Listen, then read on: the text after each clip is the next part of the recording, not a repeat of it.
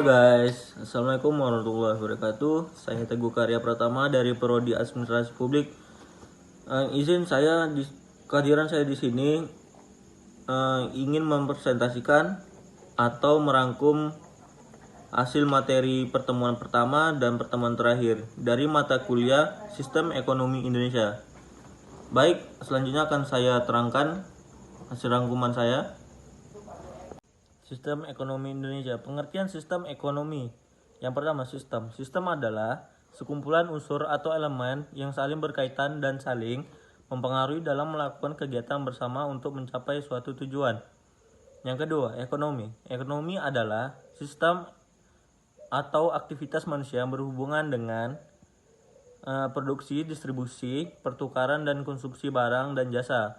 Kata ekonomi sendiri berasal dari kata Yunani, yaitu oikos, yang berarti keluarga, rumah tangga, dan atau peraturan-aturan hukum, dan secara garis besar diartikan sebagai aturan rumah tangga atau manajemen rumah tangga.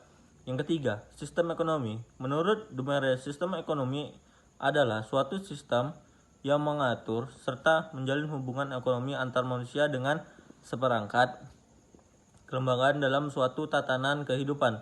Selanjutnya dikatakannya pula bahwa suatu sistem ekonomi tidaklah harus berdiri sendiri. Tetapi berkaitan dengan filsafat, pandangan, dan pola hidup masyarakat tempatnya berpijak. Sistem ekonomi merupakan perpaduan dari aturan-aturan atau cara-cara yang menjadi satu kesatuan dan digunakan untuk mencapai tujuan dalam perekonomian.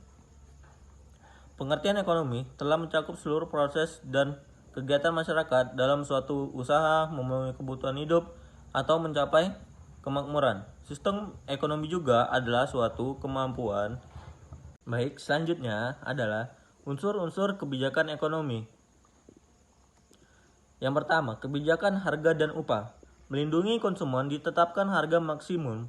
Melindungi produsen ditetapkan harga minimum, atau yang biasa disebut dengan HEAD. Biasanya diterapkan pada bidang pertanian. Yang kedua, melindungi pekerja ditetapkan upah minimum atau biasa disebut dengan UMR. Selanjutnya yang kedua, kebijakan produksi. Untuk mengatasi ketidakseimbangan antara permintaan dan penawaran, maka pemerintah dapat melakukan tindakan-tindakan langsung mempengaruhi atau produksi.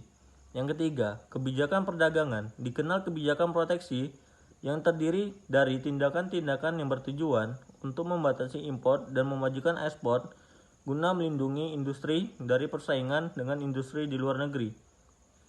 Di sini yang selanjutnya membahas tentang kebijakan sosial, bertujuan untuk mengurangi ketegangan disebabkan yang tidak meratanya pembagian pendapatan di antara golongan penduduk yang muncul dari kecemburuan sosial. Yang selanjutnya, kebijakan kesempatan kerja.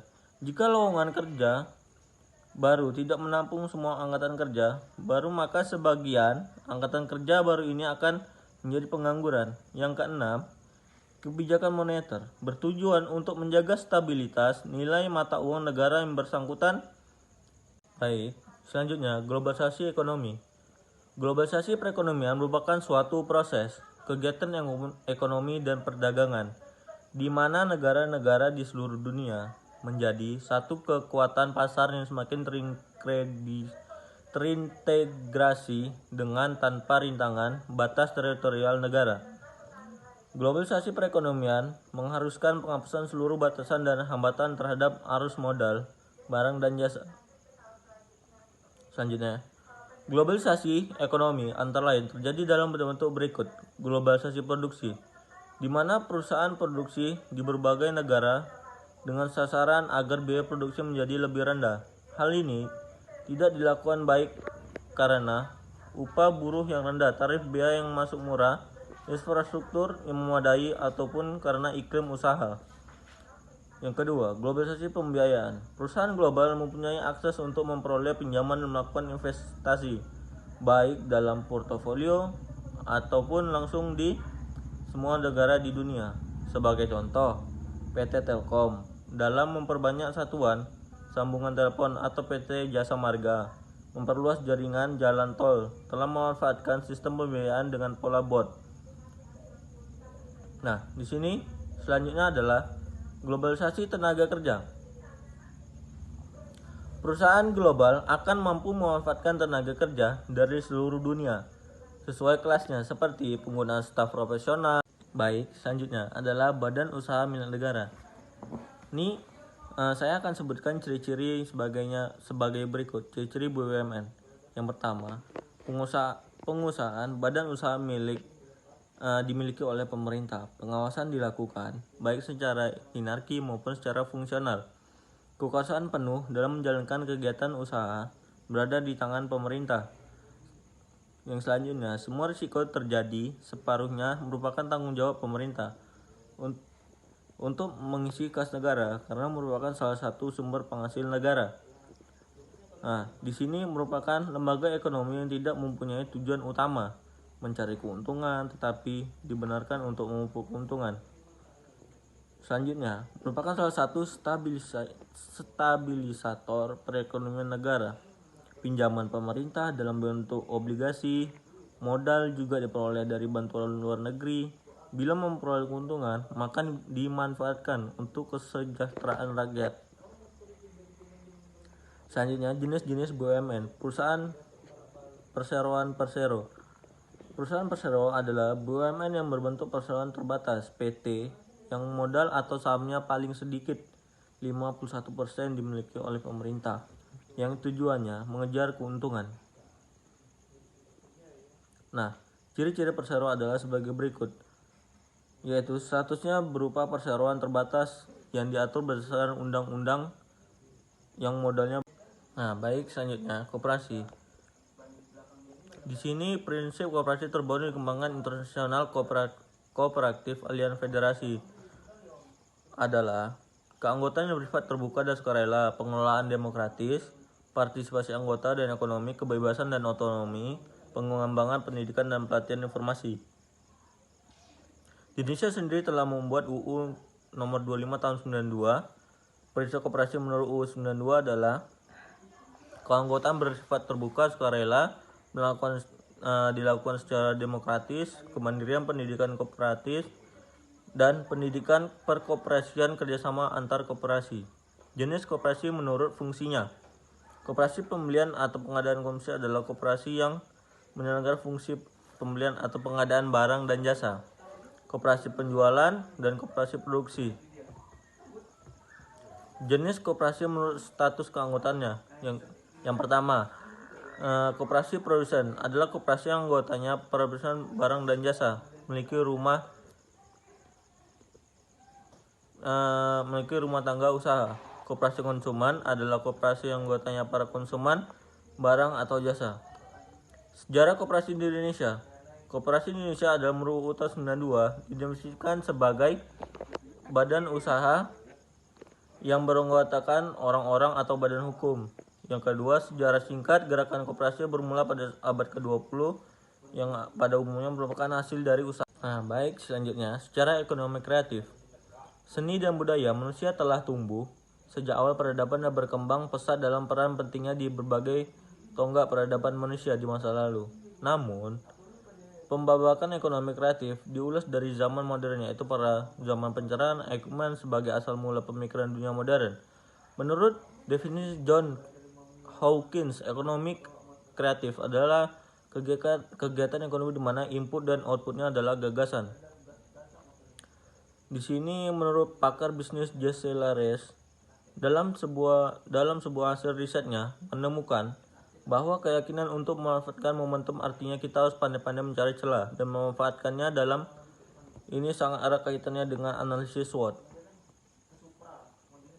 Nah, di sini ada subsektor ekonomi kreatif. 1. Periklanan. 2. Arsitektur. 3. Pasar barang seni. 4. Kerajinan, desain fashion, video film, dan fotografi. Contoh ekonomi kreatif yaitu seperti perusahaan Dell, Microsoft, dan Toyota. Tantangan ekonomi Indonesia di tahun 2022 dipengaruhi oleh inflasi. Inflasi merupakan kondisi meningkatnya harga barang secara menyeluruh dan terjadi secara berkala. Jika kenaikan harga terjadi pada satu atau dua barang saja, hal itu tidak dapat disebut inflasi. Kondisi inflasi di suatu negara dapat menimbulkan akibat buruk dari segi kegiatan perekonomian dan kesejahteraan masyarakat. Inflasi dapat disebabkan oleh ketidakstabilnya politik yang mempengaruhi perekonomian suatu negara. Jika terjadi hal demikian, tingkat inflasi menjadi tinggi dan sulit untuk dikendalikan oleh suatu negara. Namun, biasanya inflasi terjadi akibat banyaknya permintaan dari masyarakat, pertambahan penawaran uang, dan meningkatnya biaya produksi. Klasifikasi sistem ekonomi berdasarkan ideologinya. Yang pertama, sistem ekonomi kapitalis. Negara yang menganut sistem ini, sistem ekonomi kapitalis adalah negara Hong Kong dan Singapura, karena negara tersebut tidak diatur oleh siapapun. Menggunakan mekanisme sistem ekonomi pasar, adapun cirinya, motif yang menggerakkan perekonomian mencari keuntungan, pengakuan yang luas atau hak-hak pribadi, campur tangan pemerintah diminimalkan. Yang kedua, sistem ekonomi sosialis. Negara yang menganut sistem ekonomi sosialis adalah negara Korea Utara dan Kuba, karena negara tersebut menganut ideologi komunis, yaitu negara yang dikenal dengan negara sama rata. Mengapa? Karena mengubahkan sistem ekonomi yang mekanismenya menggunakan komando satu pemerintah. Yang ketiga, sistem ekonomi Islami. Negara yang menggunakan sistem ekonomi Islam adalah negara Korea Utara. Yang Kuba yang mana aturan atau ideologi yang dipakai adalah ideologi Islam. Yang keempat, sistem ekonomi campuran. Negara yang menggunakan sistem ekonomi campuran adalah Perancis dan Inggris. Mengapa? Karena sistem ekonomi campuran itu sistem yang menggabungkan antara sistem kapitalisme dan sosialisme. Nah, yang terakhir adalah landasan sistem ekonomi Indonesia. Ketertiban pemerintah dalam kehidupan ekonomi dapat dibedakan menjadi tiga, yaitu 1. Membuat peraturan-peraturan dengan tujuan pokok agar kegiatan ekonomi yang dilakukan berjalan secara wajar dan tidak merugikan masyarakat. Yang kedua, menjalankan berbagai kebijakan ekonomi antara lain kebijakan fiskal dan moneter. Yang ketiga, secara langsung menjalankan berbagai kegiatan ekonomi sehingga dapat memaksimumkan keuntungan sosial. Salah satu landasan sistem ekonomi Indonesia. Secara normatif, landasan ideal sistem ekonomi Indonesia adalah Pancasila dan UUD 1945. Nah, yang selanjutnya pembahasan pasal-pasal. Pasal 18A, hubungan keuangan pelayanan umum memanfaatkan sumber daya alam dan sumber daya lainnya antara pemerintah pusat dan pemerintah daerah diatur dan dilaksanakan secara adil dan selaras berdasarkan undang-undang.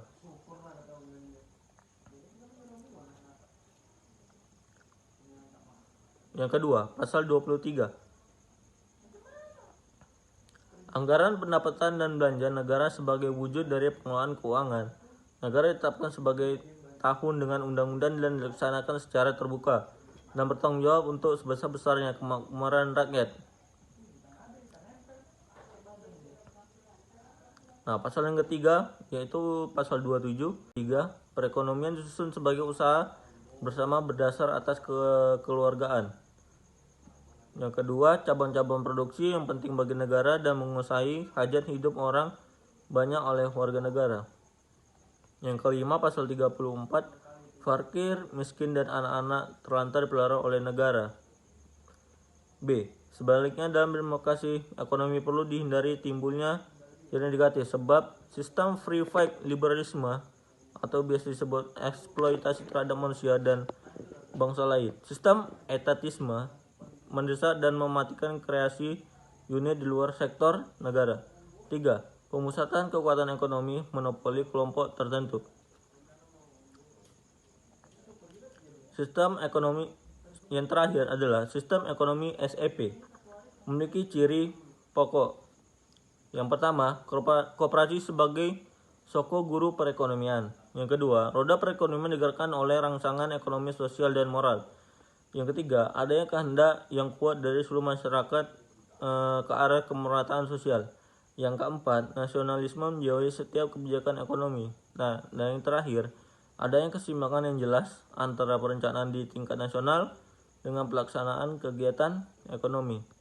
Mungkin itu saja presentasi yang dapat saya sampaikan atau rangkuman yang dapat saya sampaikan pada malam hari ini. Apabila ada kesalahan saya mohon maaf. Wabillahi taufik wal hidayah. Wassalamualaikum warahmatullahi wabarakatuh.